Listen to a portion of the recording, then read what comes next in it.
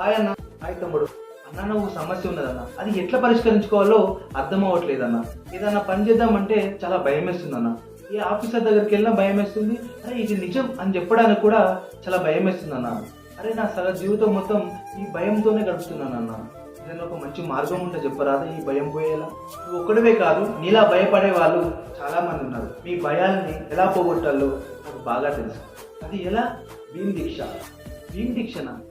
అవును, భీమ్ దీక్షలో మనలో ఉన్న భయాన్ని పోగొడతాడు, మనకు ధైర్యాన్ని నింపుతాడు, అలాగే మన జ్ఞానాన్ని ఎలా పెంచాలో నేర్పుతాడు. భీమ్ దీక్షకు వెళ్ళావంటే నీ భయం మొత్తం పోతుంది, నీకు ధైర్యం వస్తుంది. భీమ్ దీక్షలో ఇలాంటివి ఎన్నున్నాయి. మహనీయుల చరిత్ర, మనం అనుకున్న లక్ష్యం సాధన వంటి మహోన్నత ఆశయాల గురించి భీమ్ దీక్షలో ఉంటాయి.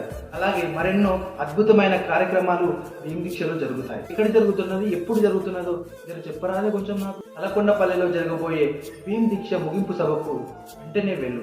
నాలో ఉన్న భయాన్ని పోగొట్టుకోవడం కోసం, జ్ఞానాన్ని పెంచుకోవడం కోసం నేను వెళ్తున్నా. మరి మీరు వస్తున్నారా? జ్ఞానవంతమైన సభకు బాధ్యతతో వెళ్దాం, భయాన్ని నిర్మూలిద్దాం.